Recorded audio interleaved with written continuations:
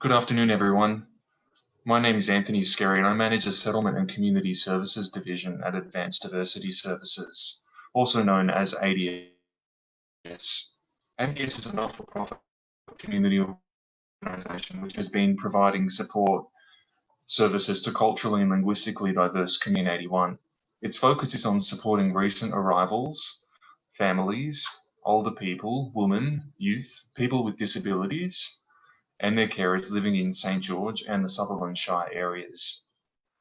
First and foremost, I would like to acknowledge the traditional custodians of the lands on which we are all meeting today, noting that we are all meeting virtually today, and pay my respects to the elders past and present and emerging.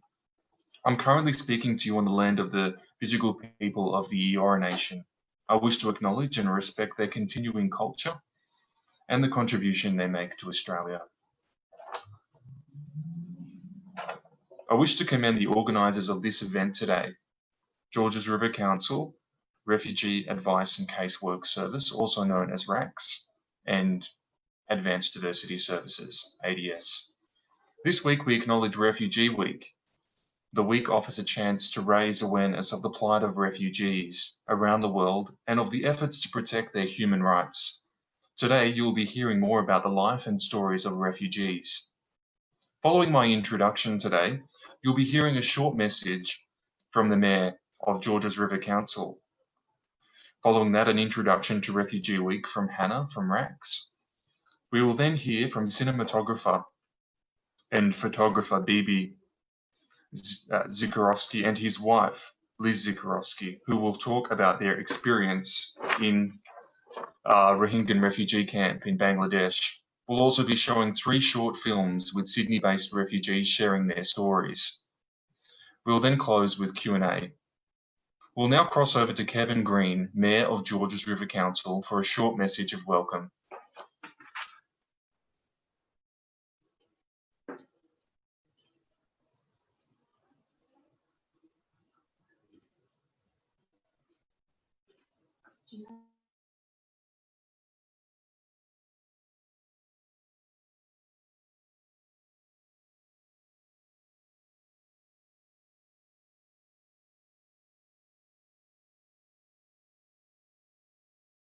Community where we are a refugee welcome zone. In Georges River Council, I'm proud to say that in the last 5 years we've welcomed 100 refugees and their families to our community. And that's something that we as a local community can be proud of. We need to support refugees, we need to support their families. Today, of course, we see a different way of presenting Refugee Week because, as we know, COVID has changed the way we do things, and this will provide us with an opportunity to present this online seminar. Today, you'll hear from 3 local refugees. You'll hear their stories of resilience, their courage. You'll also hear from a local solicitor and a local filmmaker who is in fact just back from the largest refugee camp in the world. Council is proud to partner again this year with Advanced Diversity Services and also with Refugee Advice and Casework Services. These are important groups in our community. We thank them for their support, and most importantly, we say welcome to Refugee Week.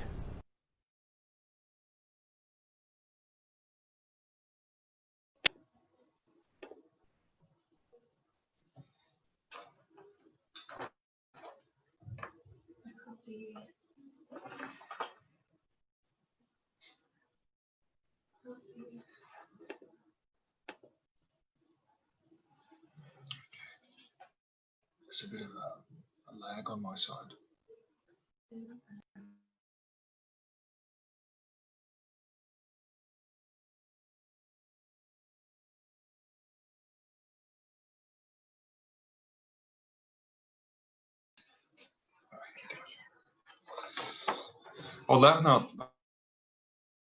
I would now like to introduce Hannah Gray, who is a senior solicitor at the Refugee, also known as RACS. Hannah works in the Legal Help for Refugees clinic team, which has assisted thousands of people who arrive by boat in Australia to apply for protection. She also coordinates a project that assists people who arrive by boat in Australia and were unable to lodge their protection visa applications before 1 October 2017 lodge or leave deadline, and is part of the legal team in RAC's Women at Risk service. Thank you, Anthony, and thank you to everyone who has contributed to organising this event, as well as everyone who is joining us via Facebook today. As Anthony has already touched on earlier, Refugee Week, which began on Sunday the 14th of June and runs until Saturday the 20th of June, is a chance for us both to raise awareness of and celebrate refugee communities in Australia and across the world. The theme for Refugee Week this year is the Year of Welcome, which I think is particularly important during these challenging times when refugees and people seeking asylum are facing additional hardships and need our support more than ever before. I will speak more on this later today. I want to particularly thank Hani, Ebad, and Sajeda for so generously sharing their stories of seeking safety with us. I would also like to thank the cinematographers Bebi and Liz Zekirovski for documenting these stories. It's only once we begin to understand the challenges faced by people seeking asylum and refugees that we can in turn raise awareness about the issues that these communities face.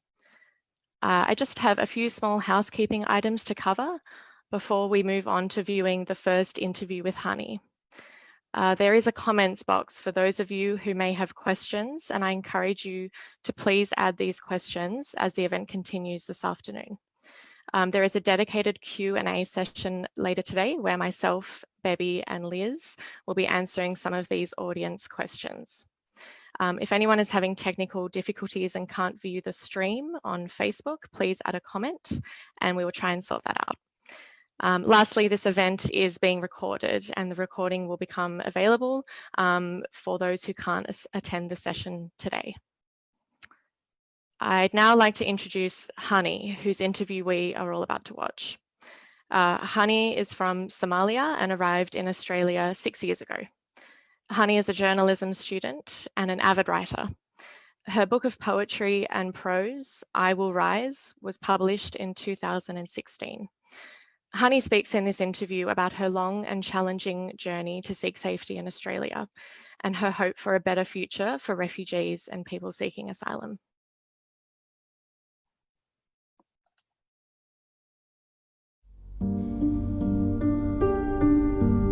My name is Hani. I'm from Somalia. I came to Australia 6 years ago, and most of those years I lived in Sydney, which I enjoy a lot.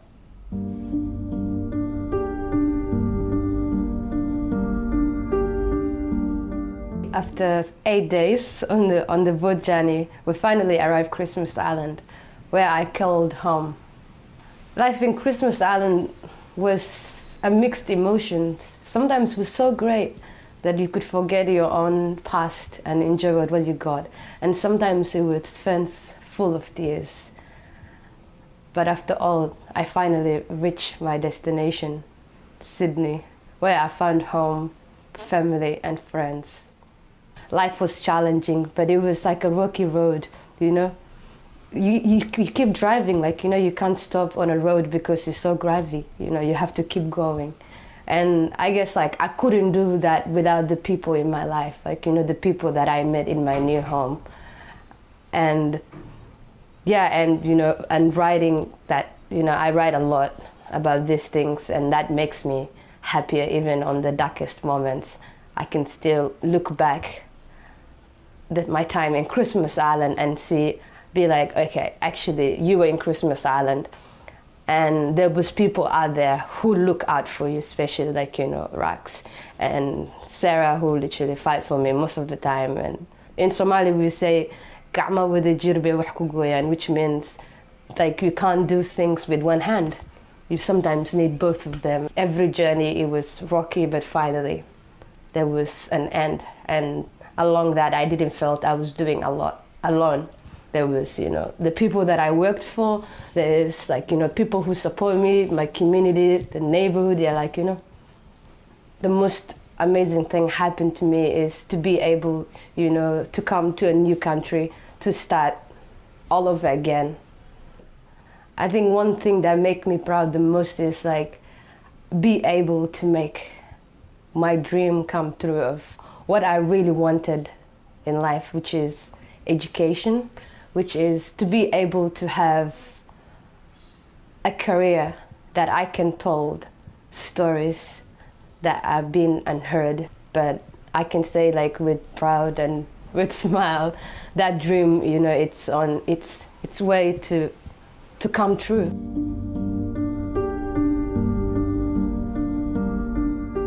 Journalism is one thing that I dreamed of since I was young, and I remember like when I was young I used to take water bottle and pretend to report from Baghdad.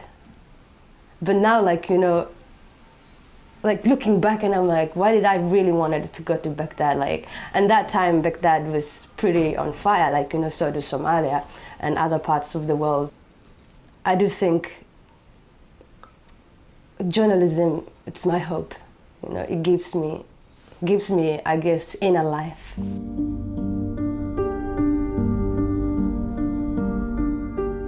I think like sometimes people like me, it's really hard to plan the future.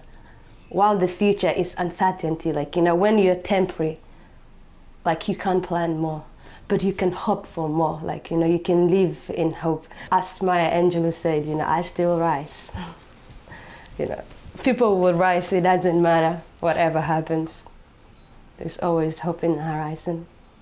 I think the way people can help people who are from refugee background, or people like, you know, who seek asylum, like, you know, I guess the best way you can help someone is to listen.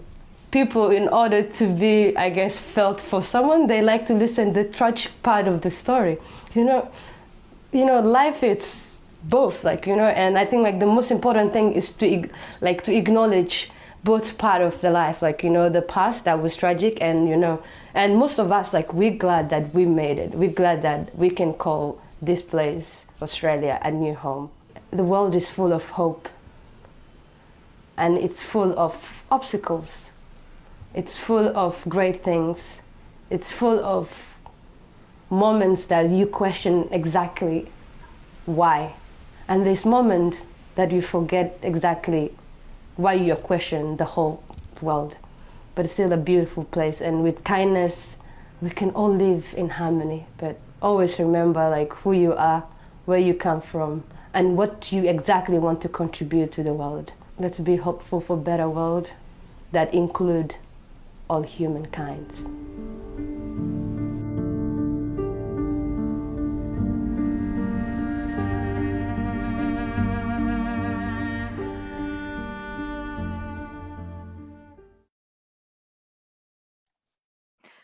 Thank you so much, Hani. I know that you may be watching today. I'm sure I speak on behalf of everyone watching when I say how inspired I am listening to your story. And RACS is so proud to have supported you in your journey. I would now like to introduce Bebi and Liz Zekirovski. Bebi Zekirovski is a cinematographer who has been working in the film industry for more than 15 years. Bebi has been recognised for his work in film with a number of awards, and his films have been screened at film festivals across the world. Liz Zekirovski has been working in the film industry for several years now, currently as a camera assistant and producer for projects both in Australia and overseas. Bebi and Liz recently spent some time in a Rohingya refugee camp in Bangladesh. And while they were there, they spoke to a number of refugees, particularly women who have fled violence in Myanmar. Bebi and Liz have also spent a considerable amount of time documenting the stories of Hani, Ebad, and Sajeda, which we are fortunate enough to be hearing today. Over to you, Bebi and Liz. Firstly, I would like to thank you guys for having us on this panel. And I would like to wish a good afternoon to everyone watching on Facebook. Hi everyone, thanks for participating in Refugee Week this year. Obviously through everything, it's a virtual experience this year. But yeah, as Hannah said, we had a chance last year in November to go visit Rohingya refugee camp in Bangladesh. And to say the least, it was probably a very different experience. It was pretty much life-changing, what you see there, how they live, and when they tell you stories of why they fled. But overall, we found them to be pretty friendly as well. Glad to be where they were, like a bit of a mixed emotion. But it was definitely different. Yeah, so like Hannah said before, so I've worked around the world a little bit, and when I got this offer to work in Bangladesh, I was overexcited at the first, and then when I researched a bit more the stories, sort of I said, oh, wait a second, I got a bit, not scared, but sort of I questioned it. But the passion, because I really wanted to work with refugees for the last few years, I said, this is probably the biggest you can get. There's nothing bigger than this. So this is the biggest refugee camp in the world.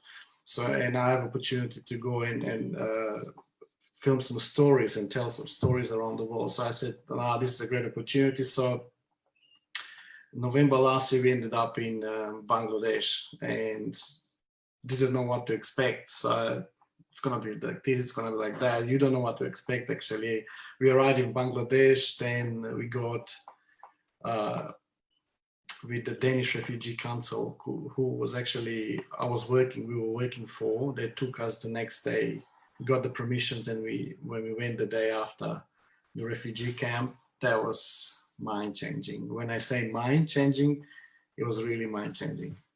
So we're living at the same time, just like 1,000 kilometers away, but the conditions that we live and they live are like centuries away apart of each other. The first 3 days, I was shocked, still in shock the first 3 days, and didn't know, still I was like, is this for real? But after that, you get used to it. So like I told every friend of mine and every colleague at Respect, the brain is such a powerful tool. 3 days later, everything becomes reality, and you accept it as it is, and it doesn't bother anymore. So, and then when I actually opened a bit more and started working closer with these people, which are wonderful people, they were so friendly. Very helpful. Very friendly. It was a great experience. I'm so glad I did it. I wouldn't change it for nothing. It was a great opportunity to meet people and to hear their stories. Some of the stories were very sad and like tragic, but with some people they were still very positive. They live with below basics, but they were so positive, and that made me think a lot. Yeah. We're still actually friends with some of them to this day. We communicate through WhatsApp. They send us photos, and they ask you how you're going. So it was good. Made new friends, but yeah, it was definitely an experience. To make it more interesting, we actually got caught by a huge cyclone while we were filming. While we were in the camps, we got caught by that cyclone, and I'm glad we were there. We actually saw what's happening. So let's say when cyclone is about to hit, I don't know, the Western countries or Australia or something, that all this preparation and everything. And over there, they had a bit of preparation, but what shocked me the most was that while the cyclone was passing, these people, they were not scared of it. They were just walking, and yeah, it was pouring, raining, and we were hiding like under the tents and not to get wet, and I'm trying to film with my camera, but these people are walking, kids, carry on with the everyday life, and that amazed me. That really, really amazed me. It was great. I mean, first of all, being there, seeing that, and then this natural disaster showed me how strong they mentally are. They're very strong, and they they're tough. I think the life made them to be tough, and the conditions where they live, but so positive and very good people, very friendly, very good people. And we had a great experience. We were there for 7-8 days. And like Liz said, we're still communicating with them on WhatsApp. They're still sending me photos and still chatting and asking how they're going with this COVID-19 virus. And yeah, it was great. Like I said before, I wouldn't change it for nothing. I'm so glad I did it. And I'm so thankful that I met these people. And I have so much more respect now, because being there, hearing the stories first hand, it's different when you actually get the information from media, or you read, or on Facebook, or being there and experience that from first hand. It reacts differently to you than watching the news and reading the news on Facebook or newspapers. So I've got a few photos that I've got some stories behind them. So if we can see, all right, so actually this is the story. Okay, this is a school, a self-made school. The refugees made this room as a school for their kids. And this is the beginning of the day. This is before the cyclone. This is the day of the cyclone. Yeah, this is the day of the cyclone. In the morning. This is just once they drop us with the van, and I just saw this singing. We heard this singing, like, oh, what's this? And then I went. As you can see, the photo is taken outside the window, so through the window.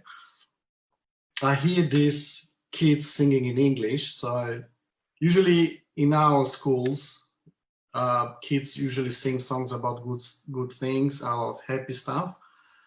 And when I went closer to see what's happening in there, we can listen to these kids like singing in English, how hungry and how tired they are in English.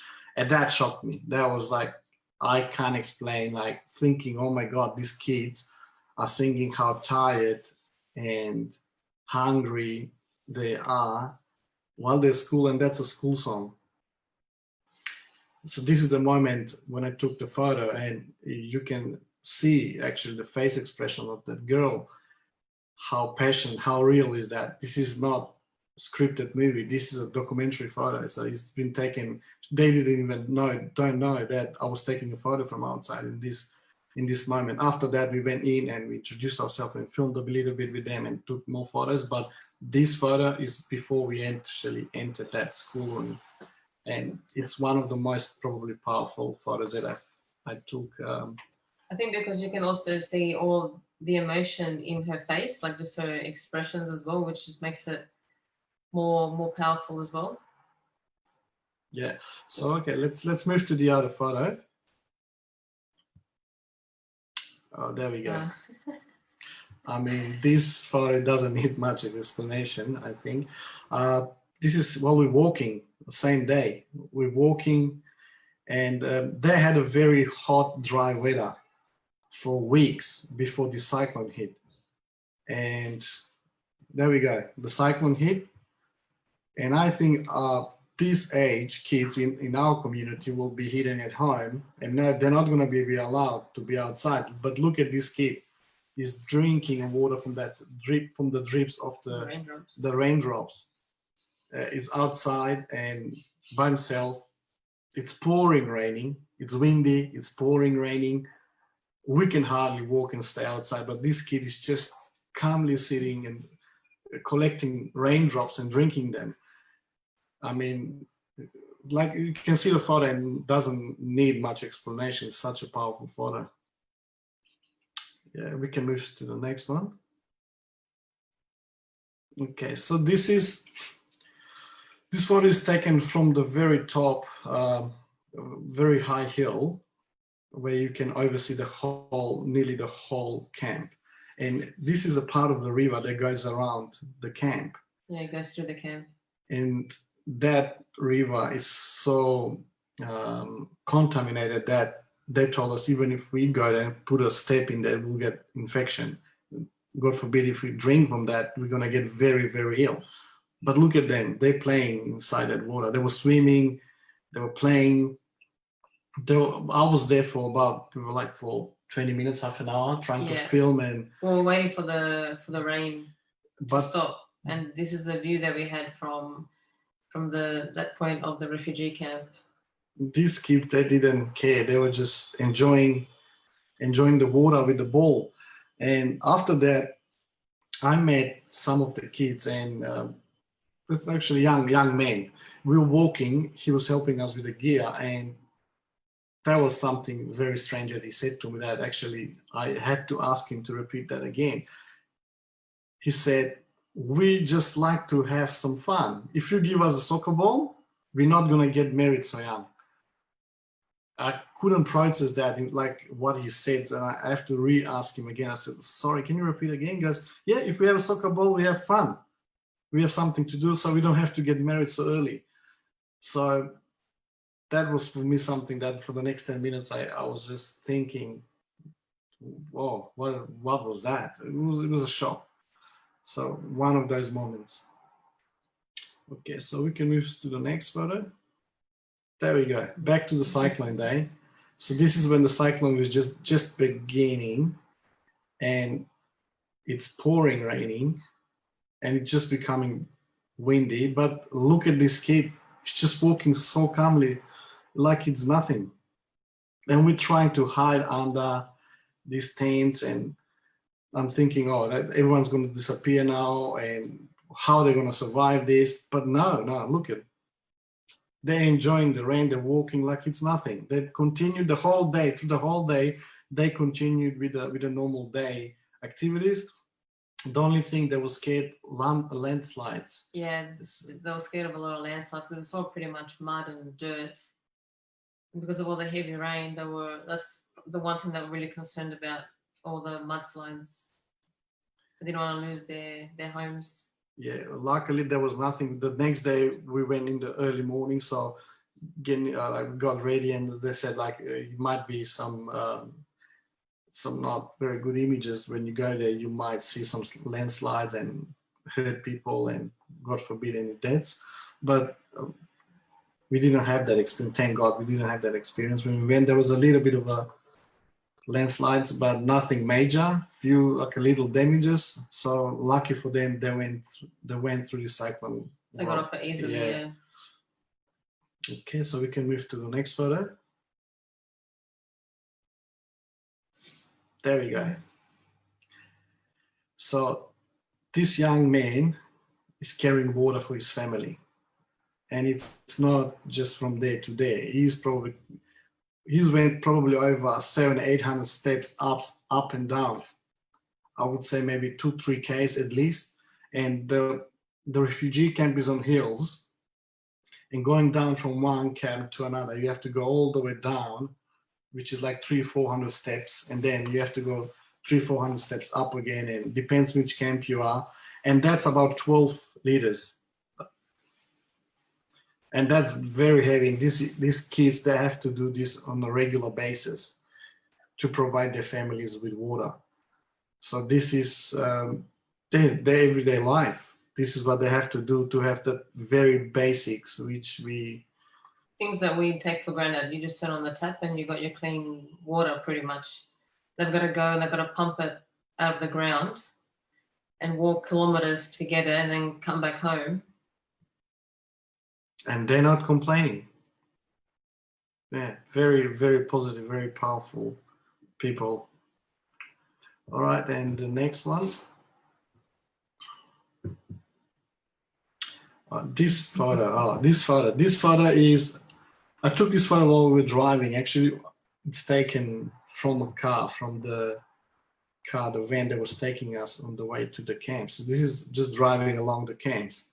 And I saw this, and it was, for me, this is the moment of, I said, look at this. She's so elegant, and she's in mud. If you see everything around her, it's so rusty and rough, but she's so elegant. And the way she was walking, she was so elegant, the way she's dressed in the pink color, and it's such a big contrast behind, look, it's all rusty and dirty and dirt and mud and everything, but she is in a pink color and nicely dressed, and the way she was walking, that took my eye, and I just took the camera and took the photo while we were driving. So it's one of those moments that I'll never forget. I think a lot of the women did take pride in the way they looked, even though the surroundings weren't the best that they obviously want.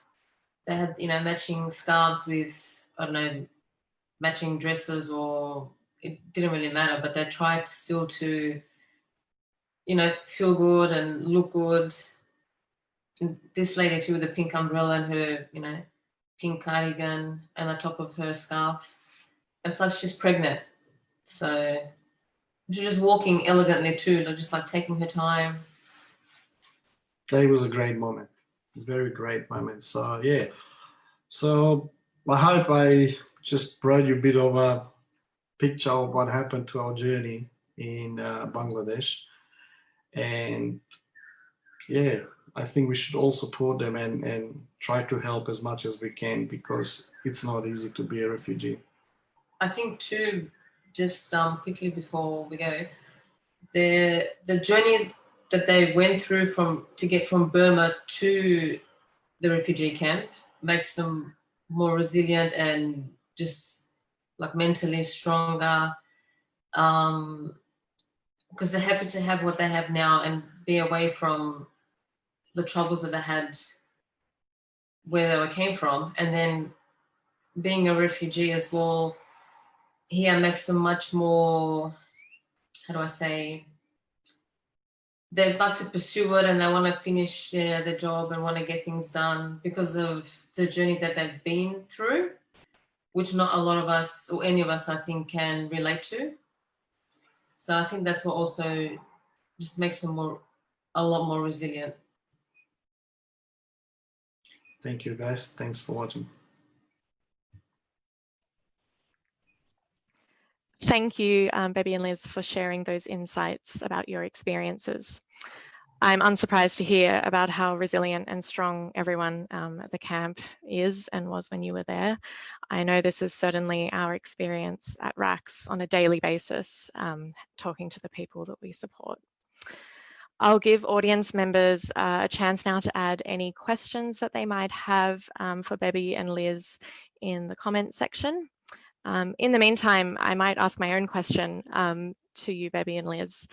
You mentioned that you're still friends with some of the people at the camp today and in contact with them. Have you heard anything about the current situation there in the aftermath of the cyclone and just in terms of COVID-19? Yeah, we just I was messaging one of the guys that I met there while this COVID was big in the peak, and they said they had a few people that were diagnosed, and just recently they told me that they were delivered masks, about 14,000 masks in the camp. But yeah, they were scared actually. Yeah, he said it's scary because they didn't know what to expect, and the conditions over there, it's not like being in Sydney. So yeah, they were scared, and they said there were few diagnosed, and yeah, he said that they just delivered masks. The last information I got from them is they got masks, about 14,000 or something a few days ago. I think you also sent some photos in the last cyclone they just had recently. Yeah, they had a cyclone. Yeah, he's showing me some more photos and the landslides. Photos, and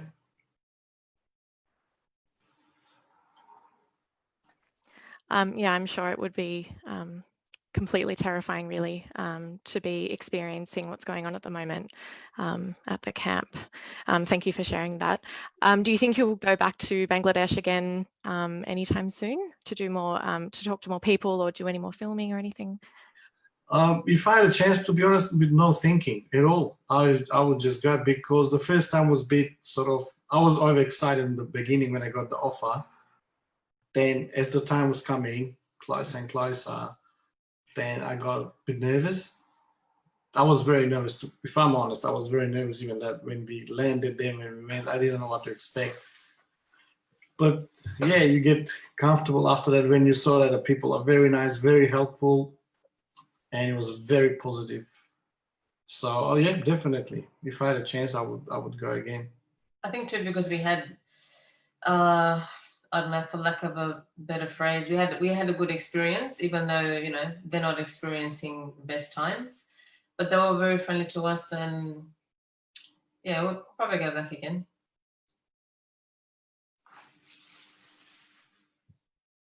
That's great to hear.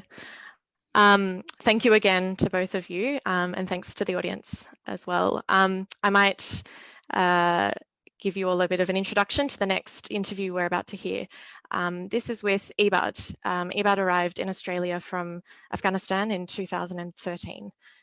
Whilst we are here today to celebrate the refugee community, which is such an important part of Refugee Week, we are also here to acknowledge their strength and resilience, as we've already talked about today.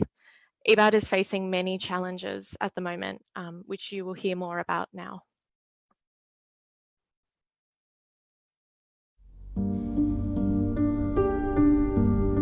My name is Ebadullah Haidari, and I'm from Afghanistan.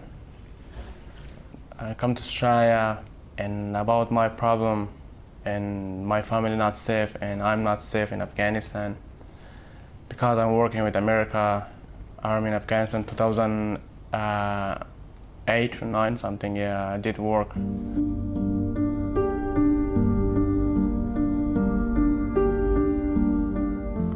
Taliban, they sent letter to my father about they ask for money, you know, like if you didn't support us, we kill you, you know, because you're working. And many times, like, my father worried so much about the Taliban. They rang to my father changed the number, and some village people they give back to Taliban and my father number as well, you know, like. It's very hard for someone to work with America in Afghanistan, to stay in Afghanistan and family as well. If we move to Kabul city, and we can't live there as well because they follow us in order to find the people who are working with America, with government, you know, like they follow people, they find to kill him, you know, like, yeah, it's very hard to stay in Afghanistan. That's why I'm come to Australia. It's a nice country, Australia. The people is very nice people. Actually, the government is okay. And I'm coming 2013.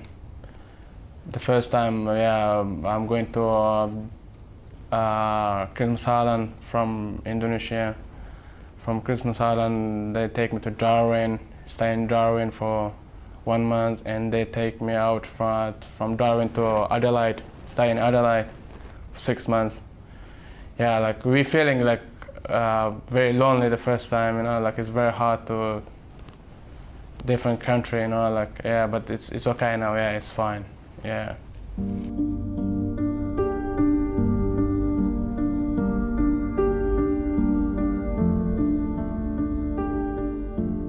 I'm thinking a lot about my family as well because, yeah, they're not safe actually, yeah. I didn't see my family for 9 years actually, and my father passed away, yeah, 2018, 11 September, and it's very hard actually, yeah, it's very hard. Everyone the same, we the same, you guys the same, we same Haman, and if his family miss him, my family miss me too, you know. Like I see my friends, they married, and they didn't see his wife for 9 years, for 10 years. This is not life actually. This is not. They have born kid and father didn't see the kid.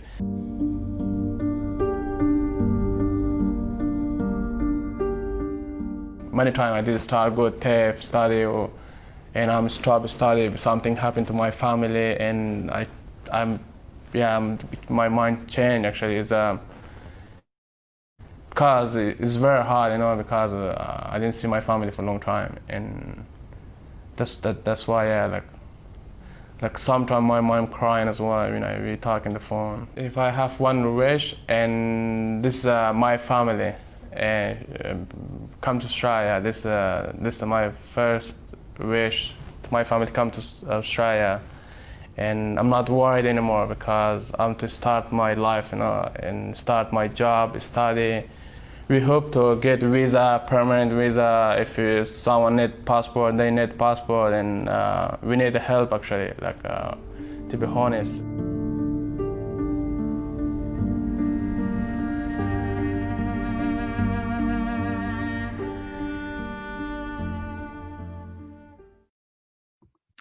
Another inspiring story of someone who has made a lot of sacrifices to seek safety in Australia. Thank you, Ebad, for sharing that. I'll just remind everyone watching that you are welcome to add any questions or comments that you might have in the comments section on Facebook before our Q&A coming up, and we'll try and answer all of those questions. As the audience will have seen from the interviews we've just watched, there are many challenges faced by people seeking asylum in Australia, in particular for those who arrived by boat in Australia. I'm going to briefly discuss some of these challenges and the work that RACS does to assist people seeking asylum and refugees in Australia.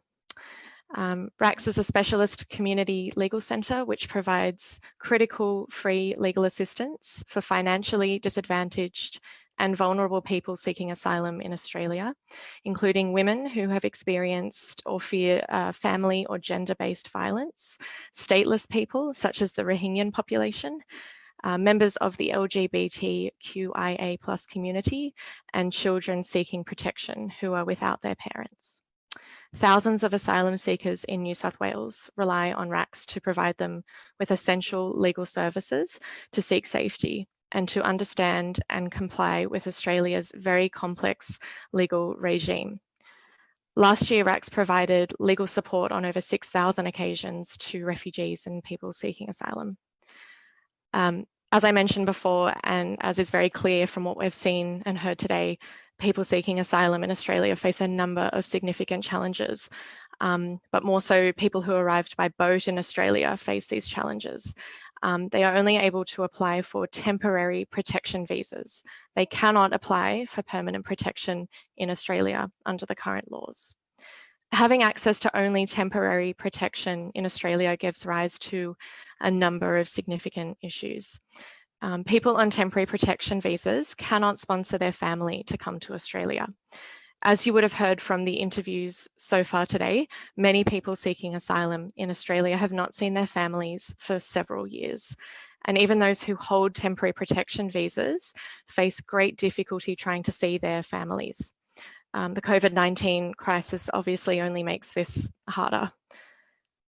People seeking asylum in Australia are faced with endless uncertainty and are in an indefinite state of limbo. Many have been waiting for several years to receive a protection visa interview. For instance, a colleague of mine was recently assisting a client, a Rohingya man who hadn't had a protection visa interview in over 7 years. His wife was pregnant when he left to seek safety in Australia, and he has never met his daughter. He doesn't have the ability to travel to a third country to see her unless found to be a refugee, which can't happen until he has had that interview.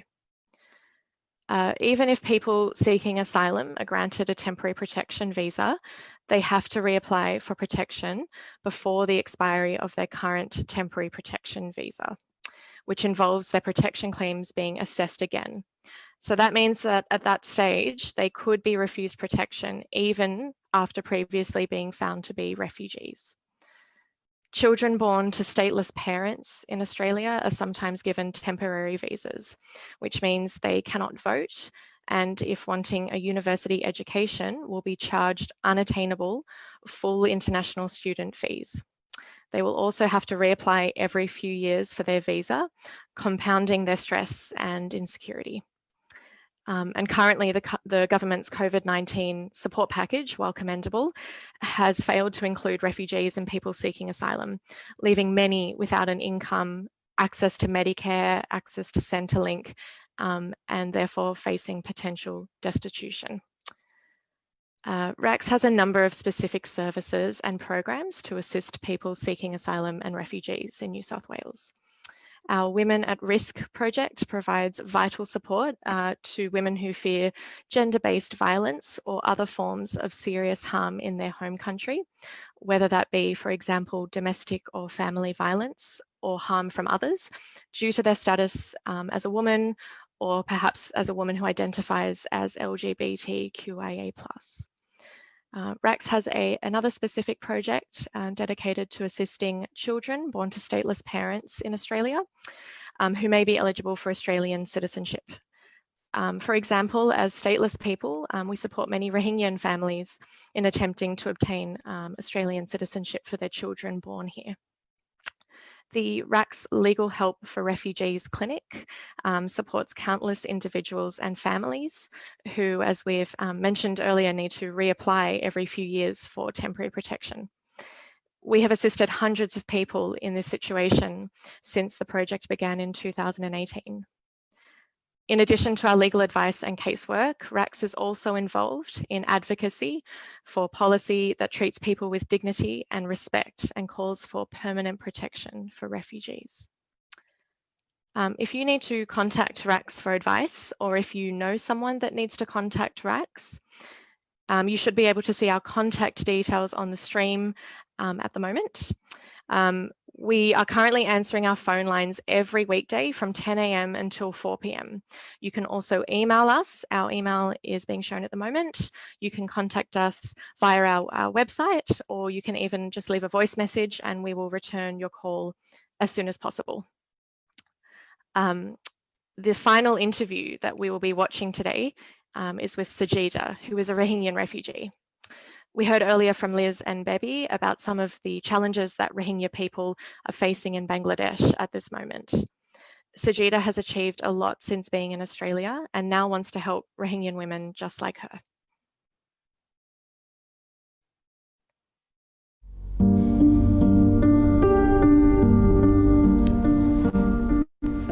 My name is Sajeda. I'm from original Burma. Burma is for Rohingyan. Burma Rohingyan is they are living. My suburb is the Mondo near the Bangladesh, and I'm now living in Australia. In 2013, I've come to Australia refugee. I don't feel never ever safe. My back home.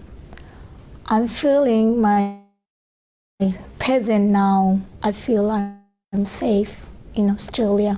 I'm happy to. I'm lucky person. 2020, I meet my mom, and I meet my mom because my visa is the temporary TVV visa. I can't go easily.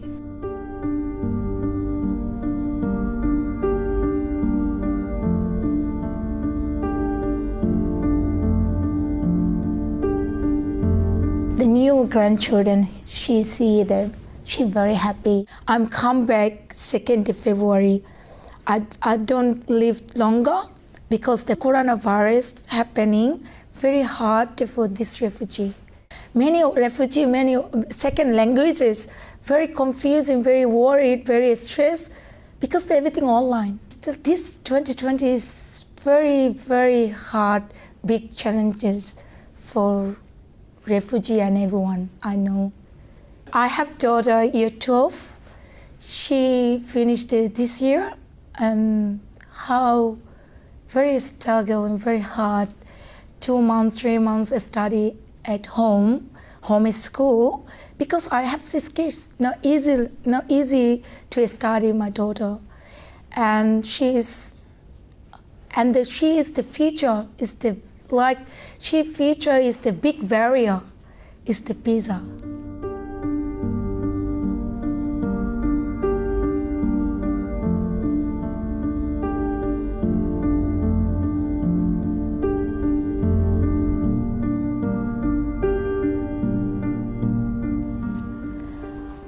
I focused on my future, my community, know myself. I'm helping my community women get ready to everything, enjoy everything. Because inside the Burma, you're living inside the Australia, very nice country. You have the many options, supporting many organizations, many things support. I'm working school, learning support officer, and Rohingyan community I'm supporting, other community also supporting. I focus the women and children's supporting to both, like it's the part of the community activity. I'm also applying my project, the community hub school, Handin Park Public School. All of the women can study easily for enjoying an easy life. Easily is the study for English and working skill and the technology skill. It's the easy because they drop children and go to class and pick up and go to happy, go home. This is my hope, my future. I received a humanity award for STARS. And 2019 Refugee Week last year, Community Leadership Award, Ministry Assist, federal government give it to me, that one. I am very ready to for my Rohingya women. This is my hope. This is my goal. Rohingya Women's Organization. I give the message all the world. Please help Bangladesh Rohingya refugee. Million people there, long times not have safe home. Never ever anyone know safe there. Please help the safe home solution.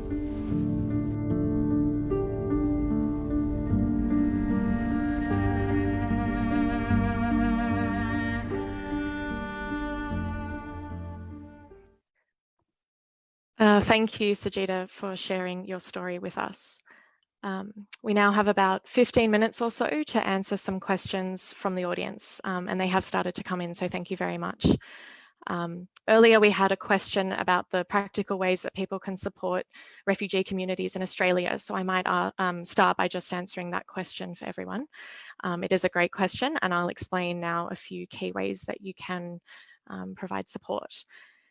Firstly, you will have already heard what refugees living in Australia think from the interviews that we have seen today.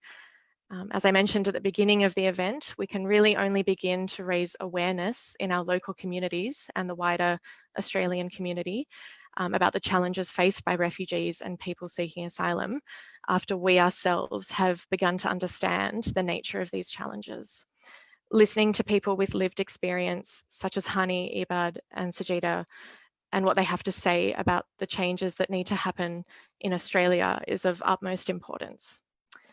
In addition to that, you can sign our petition on the RACS website, www.racs.org.au.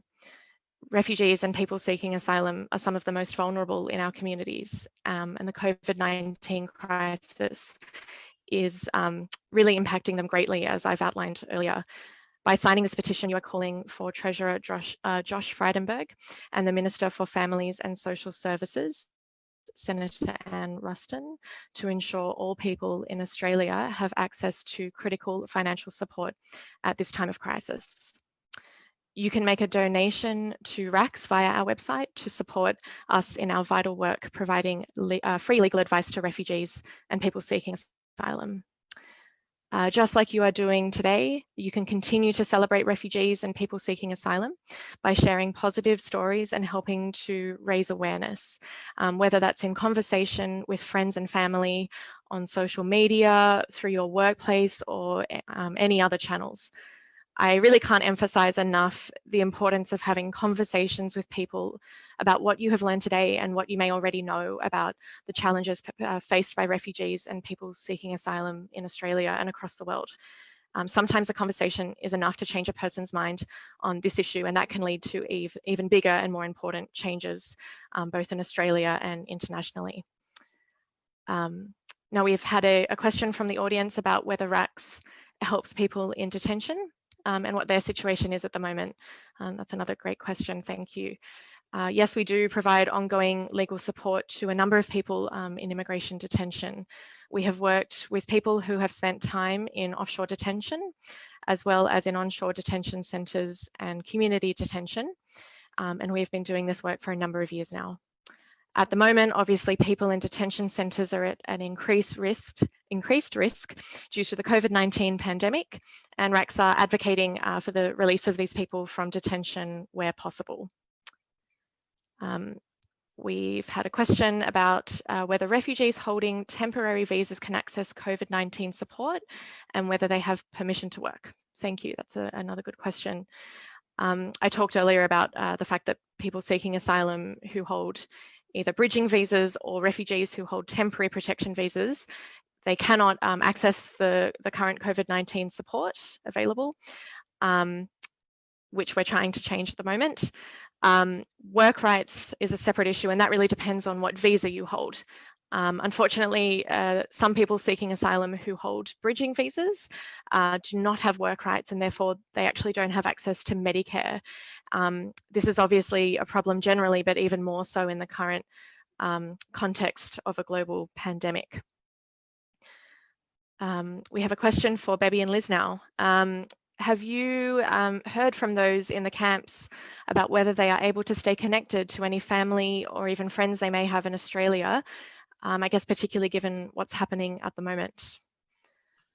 At the time we were there, the mobile service was very restricted in the camp, so the internet service it was not very great. So they had difficulties connecting with people around the world. So even for us, they gave us this old Nokia phones, which was, I think, it's not even 3G, it's a 2G network or something like that. Yeah, it was very bad. So, but they find their ways and they still get connected, but very hard, very hard. I know for a fact it was very hard to be connected with the rest of the world from that part of Bangladesh.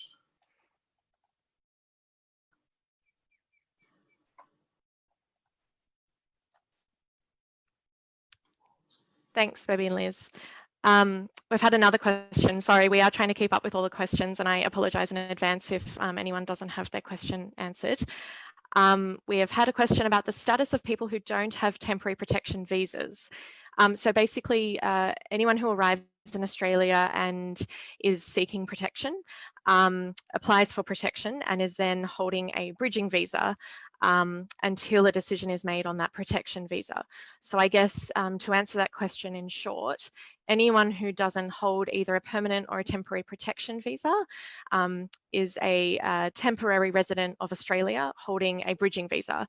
And while that does generally give that person the right to work and access to Medicare and sometimes the right to study, it is only a temporary transitory visa in a way. So that person, as we said before, really is in a situation of limbo and uncertainty. I'm just having a look at some other questions now. I've had a question about the Women at Risk project and whether it's running countrywide or in New South Wales only. At the moment, the RACS Women at Risk project is being run in New South Wales. We are a New South Wales-based service, although we do try and help where we can in areas where perhaps people don't have access to a free community legal centre that specialises in assisting refugees and asylum seekers. The project is fairly recently developed and started. We're responding to the COVID-19 pandemic essentially by trying to continue doing our work despite not being able to meet with women in person. Generally, we do have an outreach once a week, and at the moment we are trying to do all of that work over the phone. One of our senior solicitors, Isabel McGarity, is running that project and is continuing to do very essential work, even while unable to meet anyone in person. So we're really proud to be continuing with that project and helping women in need in New South Wales. I'm just going to have a look for any other questions. I'll probably be able to answer just one more. And then we'll have to wrap up as we are running out of time. Just a moment.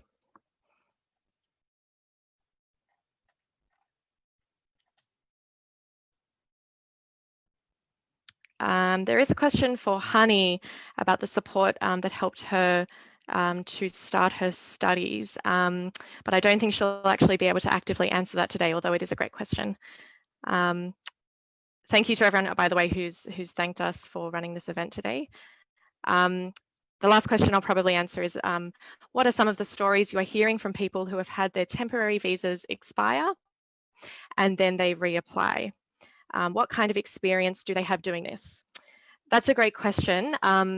To explain this in a really brief way, temporary protection visa holders need to apply before the expiry of their visa.